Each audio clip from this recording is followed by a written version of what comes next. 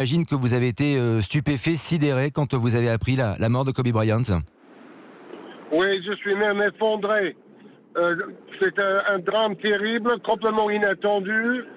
Kobe était en train de vivre sa retraite d'après-basket avec sa famille merveilleusement bien, en tant qu'homme d'affaires, en tant que mentor des jeunes stars de la Ligue. Et le voir disparaître comme ça, ça fend le cœur. 41 ans, effectivement, c'est une star du basket, notamment avec les Los Angeles Lakers. Je disais tout à l'heure, 5 titres de NBA, des titres olympiques également. C'est l'un des plus grands joueurs de l'histoire du basket NBA, on peut le dire, Georges Eddy.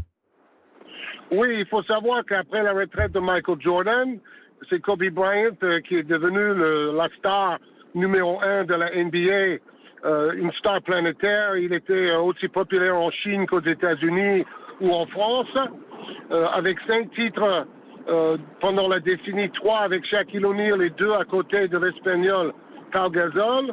Il avait le meilleur palmarès de la décennie. Il a fini parmi les meilleurs marqueurs de l'histoire de la NBA. Il a mis 81 points dans un match, le deuxième plus gros score de l'histoire sur un match. Donc c'est vrai que c'est un mythe du basket, une star mondiale qui disparaît. Effectivement, quelle image vous garderez? Vous avez commenté évidemment de nombreuses fois et à de nombreuses reprises Kobe Bryant. Quelle image vous garderez de ce champion, cet athlète magnifique, Georges Eddy? En fait, c'est une sorte de copie conforme de son mentor Michael Jordan.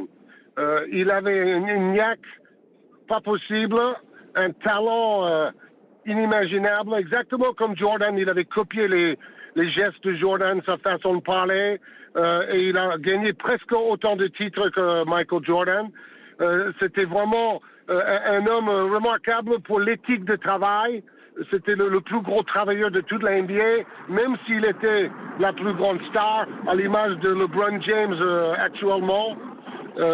Donc tout ça me donne vraiment envie de pleurer parce que il était parti pour être encore présent dans l'esprit des fans de basket pour les 40 prochaines années. Et c'est pour ça que ce choc nous tombe sur la tête, c'est incroyable, c'est terrible à vivre. C'était un grand monsieur également, au-delà du grand champion qu'il était, c'était aussi un grand monsieur humainement.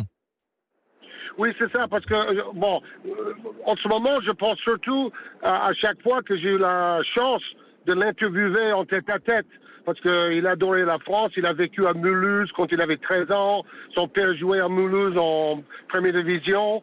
Chaque fois qu'il est venu en France, j'ai eu la chance de le côtoyer ou de l'interviewer. Il était toujours disponible, souriant, intelligent, un bon client, comme on dit dans le journalisme.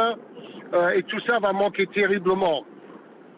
Effectivement. Bon, en tout cas, on est très triste avec vous, Georges Eddy, avec cette information qui vient de nous parvenir et